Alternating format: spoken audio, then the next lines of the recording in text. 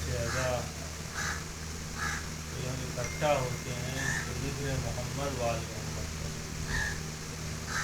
और इस ज़िक्र की इतनी फजीलत है कि जहाँ ये ज़िक्र होता है वहाँ नुज़ूल मलाइका होता है।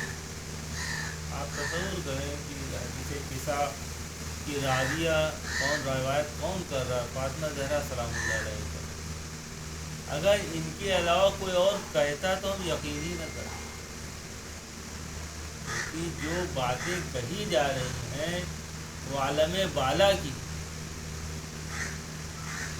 बातें कही जा रही हैं। आप तसव्वुर करें, यानी खुदा वंदे आलम के खिताब को जो बयान कर रहा है, यानी यही से अज़मत फातिमा ज़हरा समझ में आती। जो नुज़ूल कुरान कैसे होता है फातिमा ज़हरा बता रही है।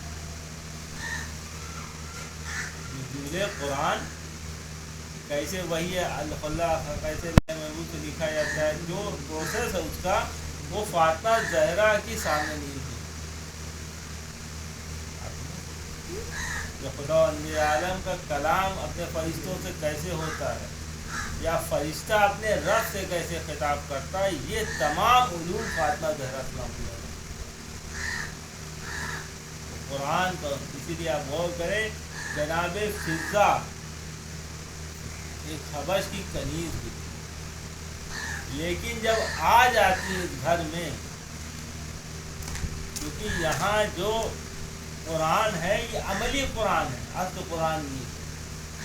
जब इनकी मैयत अख्तियार कर लेती, इनका साथ अख्तियार कर लेती हैं, तो फातिमा ज़हरा का उसूल था कि एक दिन खुद काम करती थी, एक दिन फिज़ा काम करती थी। यानी आप जब आराम का, एक दिन फिज़ा आराम करती थी, एक दिन फातिमा ज़हरा आराम करती थी। इसीलिए जो सूरह दहर नाज़िल होता है, वो अहले बैत रोज़ा रखते हैं, जब उनको शिफा हासिल होती है तो उस रोज़े में जो रोटियां बनती हैं, तो या तो 2 दिन फातिमा ज़हरा ने बनाई थी, कम से कम 1 दिन रोटी जनाब फिज़ा ने बनाई। यानी जो शरफ फातिमा ज़हरा ने अपने हाथ की बनी हुई रोटियों को अल्लाह ने दिया, यानी जो फातिमा सलामुल्लाह अलैहा को जो शरफ मिला, तो फातिमा ज़हरा ने अपनी कनीज़ को भी नहीं फरामोश किया। ये सखावत फातिमा ज़हरा है। तो दुनिया में इंसान की हद कितनी है हमारी, हम किसी को मादी तौर पर तो शरीक कर सकते हैं, लेकिन रूहानी तौर पर किसी को शरीक नहीं कर सकते अपने साथ। हम मजलिस में आए, मादी तौर पर तो हमने सबको शरीक कर लिया, लेकिन रूहानी तौर पर सबको वो जज़ा नहीं दिलवा सकते जो हमें मिली है। अब फातिमा ज़हरा के अमल की जज़ा क्या होगी आप बताओ? जिनके लिए शान पूरे दहर नाज़िल होता है इनके फ़दाइल में, तो वहाँ जो रोटियां दी जाती हैं उस अमल में वो जनाब फिज़ा को भी शरीक कर लेती है। यानी मादी तौर पर नहीं शरीक होती, बल्कि रूहानी तौर पर शरीक होती। जैसे रोटियां गई वैसे आयतें नाज़िल होती। आप गौर करें, ये अहले बैत की करामत, ये नूरी होते हुए भी खाकियों को अपनी यहाँ जगह देते हैं, गुनहगारों को भगाते नहीं बल्कि अपने करीब बुलाकर पाकीज़ा कर देते हैं। यहाँ इसीलिए शान नूर फातिमा ज़हरा फरमाती हैं कि जो इस आयत की शान नुज़ूल बयान करेगा, जो मैंने बयान की, लेकिन शर्त क्या है? सनद मासूम के जरिए से हो, अपनी तरफ से ना बयान करें। हर तरह के जिक्र को फजीलत नहीं, हर तरह के जिक्र के बयान को फजीलत नहीं है। फजीलत है जो फातिमा ज़हरा के बयान की फजीलत है। सिद्दीक़े ताहिरा के ज़ुबान अक़दस से जो जुमले निकले हुए हैं وہ ہم جیسا گناہگار آدمی 1400 سال کے بعد پڑھتا ہے. قید نہیں لگائی ہے کہ ابھی جب بھی تم پڑھو گے، جب ہمارے چند، بلکہ دونوں روایتیں، دونوں لفظ شیعہ و محب، یعنی شیعہ اسے کہتے ہیں جس کی طرف سے، امام کی طرف سے سند جسے مل جائے کہ ہمارا چاہنے والا ہے. دعویٰ ہے لیکن دلیل کے لیے عصمت کی سند ہونی چاہیے. معصوم کہتے ہیں کہ میرا شیعہ ہے، میرا چاہنے، میرا گروہ کا آدمی ہے، تو وہ شیعہ ہے. لیکن اگر ہمارا دعویٰ، جیسے ہم لوگ دعویٰ تو ہے لیکن کوئی دلیل نہیں ہے اہل بیت کی طرف سے، تو یعنی گنہگار محب اسے کہتے ہیں. تو یعنی محب بھی جب جمع ہو جاتے ہیں اور ہمارے ذکر کو بیان کرتے ہیں، اپنی طرف سے نہیں، ہماری طرف سے جو ہمارا ذکر بیان ہوا ہے، معصوم عصمت کی زبان سے نکلے ہوئے جو موتی ہیں، ان کو کوئی 1400 سال کے بعد بھی بیان کرتا بیٹھ کے جس بد میں، تو وہاں نزول ملائکہ ہونے لگتا ہے. اگر آپ کو اللہ پر عقیدہ ہے، آپ کا رسول پہ عقیدہ ہے، آپ کی امامت پہ یقین ہے، تو اس پر بھی یقین ہونا چاہیے. تو فاطمہ زہرا سلام اللہ علیہ کہہ رہی ہیں، یہ وہ ہیں جو نہ کہیں تو ہو جائے. کہا تھا دردی کپڑا لے کے آئے گا، تو درزی نہیں آیا، رضوان جو ہے نہیں آیا، بلکہ درزی بن کے رضوان آیا. یہ حقیقت ہے. نہ کہ خود فرماتی ہیں کہ جو اس کی شان نزول بیان کرے گا اس بد میں ملائکہ کا نزول ہوگا. اور پہلا کام، وہاں جو لوگ بیٹھے ہوں گے وہ پاکیزہ ہو جائیں. بات آئے تطہیر کی ہو رہی ہے. بتا رہے قدرت اہل بیت کون ہیں جن کے ذکر سے، جن کی شان میں یہ آیت نازل ہوئی ہے، اس شان نزول ان کے پاکیزہ ذکر کو جہاں پڑھا جاتا ہے وہاں سے گناہ اٹھ جاتے ہیں، رحمتیں نازل ہونے لگتی ہیں. صلوات محمد. اگر انسان کی پھر مولا کائنات روایت کرتے ہیں رسول اللہ سے، رسول اللہ قسم کھاتے ہیں کسی کو کوئی پریشانی ہے، کسی کا کوئی ہم ہے، کسی کوئی حاجت ہے، تو خدا وند عالم روا کر دیتا. پوری مشکل کشائی کا راستہ بتا دیا. یعنی کل سورہ دہر نازل ہوا تھا تو دروازے پہ یتیم، اسیر، مسکین پہنچے تھے، تو آج بھی وہ فیضان کرم شہزادی کا جاری ہے. اگر تم چاہے تو میرے فیض حاصل کرنا تو میرے ذکر کے لیے مجلسیں پڑھو، میرے لال کی فرش عزا بچھاؤ. وعدہ کیا ہم آئیں. اب یہ ہماری آنکھیں ہیں جو نہیں دیکھ پاتی. آپ کفارہ نے مکہ کے بھی بدتر ہم لوگ ہو گئے ہیں. استغفر اللہ. کہ انہوں نے کہا تھا محمد آپ نے کہہ دیا ہے اگر پہاڑ کے پیچھے لشکر ہے تو ہے، تو کہا تم نہ پائیں، اس کے مطلب ہم اندھے ہیں، آپ سچے ہیں. عزیزان ہم اندھے ہو گئے ہیں، ہماری روحانیت اندھی ہو گئی ہے، ہماری معرفت اندھی ہو گئی، جو ہمیں فرش عزا کی عظمت نہیں سمجھ رہا. ہمیں نہیں، ہمیں دنیا کی چوکت دھمک دکھائی دیتی ہے، لیکن عظمت تصور ہماری کمی ہے، ہماری نجاست ہے. کیونکہ عزیز ہم اپنی نجاست کو تسلیم بھی نہیں کرتے، ہم توبہ بھی نہیں کر رہے. استغفر اللہ. یاد رکھیے گا، جو لوگ جہنم میں جائیں گے، جو اہل بیت سے دور رہے، وہ اہل گناہ کی وجہ سے نہیں بلکہ توبہ نہ کرنے کی وجہ سے دور ہوئے. چاہے جیسا گناہ، آپ کربلا میں دیکھیے، انسان جہنم اس گناہ کی وجہ سے نہیں جائے گا بلکہ توبہ نہ کرنے کی وجہ سے جائے گا. اللہ نے جو موقع دیا ہے یہ غنیمت ہے. جہاں ذکر اہل بیت ہو، جہاں اہل بیت کا وسیلہ مل جائے وہاں پہنچ جاؤ، اپنے کو پاکیزہ کر لو. یہ کس نے بتایا؟ حر نے بتایا. آپ تصور کریں حر کتنا بڑا گنہگار ہے، لیکن حسین ایسا معاف کرتے ہیں کہ تاریخ آج بھی حیران ہے.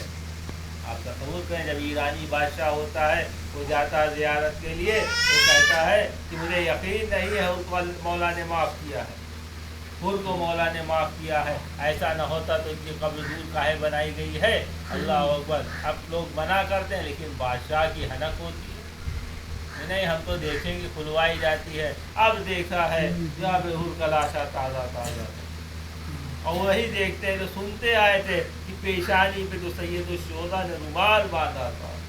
اللہ اکبر. اب اس کا دل منقلب ہو جاتا ہے، لالچ آ جاتی ہے. سنا یہ فاطمہ زہرا کا رومال ہے، مجھے حاصل ہو جائے. اللہ اکبر. اب یہ کہنا تھا جیسے ہی وہ رومال کو ہٹانے کی کوشش کی تمہارے خون کا فوارہ شروع، ویسے ہی رومال چھوڑ کے ہٹ گیا۔ یعنی معلوم جو حسین دے دیتے اسے کوئی چھین نہیں سکتا، حسین ایک بار کچھ دیتے ہیں تو واپس نہیں دیتے، اللہ اکبر، اسے کوئی دنیا چھین نہیں سکتی، چاہے بادشاہ وقت حسین کی عطا ہوا۔ اب تصور کریں کہ کیسے کیسے حسین نے مسائل بیان، حضور نے بتایا کہ دیکھو شہزادی فاطمہ زہرا کی دعا ہو جاتی ہے، کرم ہو جاتا ہے، یہ ہے حسین۔ ہاں داداروں آپ سنیں، یہ اتنے مصائب ڈھائے گئے، یہی جن کی شان میں آیت تنظیم نازل ہوتی ہے، وہ مصائب کیا صحبت اللہ یا مصائب اللہ انہا صحبت ایام سیدنا علیہ بابا، وہ مصیبتیں ڈھائے گئی جہاں مرکز فضائل فاطمہ زہرا ہے، وہی مرکز مصائب فاطمہ زہرا ہے۔ آپ دیکھیں رسول اللہ کی مصائب، فاطمہ زہرا کے مصائب، مولا علی کے مصائب، فاطمہ زہرا کے مصائب، امام حسن کے مصائب، فاطمہ زہرا کے مصائب، امام حسین کے مصائب ہیں تو فاطمہ زہرا کے مصائب۔ اللہ اکبر، جس شہزادی کو گوارا نہیں تھا کہ حسین کی آنکھوں سے آنسو جائے، یعنی زبان سے حسین کے رونے کی بات کرے، وہی حسین کربلا میں کہتے ہیں انا قتیل الابرار، میں وہ ہوں جسے رلا رلا کے قتل کیا۔ اللہ، فاطمہ زہرا کو گوارا نہیں تھا کہ زمین کربلا کے سنگریزے حسین کو اذیت دیں، وہی حسین جب زمین کربلا پہ آتے ہیں تو کس عالم میں آتے ہیں؟ امام زمانہ فریاد کرتے ہیں سلام اس پر یزید تھا طبیب۔ اللہ، بعد شہادت حسین گھوڑوں سے لاشوں کو پامال کیا جاتا ہے، جب کوئی لاشا رکھا جاتا تھا تو کوئی نہ کوئی باطل فوج سے آتا تھا، بڑھ کے کہتا تھا ارے ہماری ان سے دور کی رشتہ داری ہے، ہمارے قبیلے کے ہیں، اگر ہر لاشا ہٹا لیا جاتا تھا۔ لیکن فاطمہ زہرا کے زینب انتظار کر رہی تھی کہ شاید کوئی بڑھ کے انہی میں سے کہہ دے یہ رسول کے بیٹے کا لاشا ہے، یہ علی کے بیٹے کا لاشا ہے، یہ فاطمہ کے بیٹے کا لاشا ہے، کوئی تو بڑھ کے کہہ دے لاشے کو پامالی سے بچا لے۔ لیکن اللہ اکبر، کوئی کہنے والا نہیں۔ ایسی غربت ہے، ایسی غریب الوطنی ہے، ایسی بے کسی زینب کی ہے کہ امام زمانہ آج بھی فریاد کرتے ہیں سلام اس پر جسے اس طرح سے پامال کیا گیا، جس کے لاشے کو کہ بائیں پسلیاں دائیں طرف، دائیں پسلیاں بائیں طرف۔ ہاں زینب کے سامنے سے مصائب گزر گئے، زینب تڑپ کے رہ گئی، اس کے بعد ہوتا کیا ہے؟ خیموں میں آگ لگائی جاتی ہے، زینب صبر کرتی، اللہ اکبر۔ اس کے بعد یہاں پہ سید سجاد کو شانوں کو لے کے کس طرح سے خیمے سے باہر آتی ہے، شان غریبہ نمودار ہوتی ہے، ہر طرف سناٹا ہے، بھوکے پیاسے بچے تک پانی پیاس کے غش کھا کے گلی پہ گر کے پڑے سو گئے ہیں، غش کھا کے۔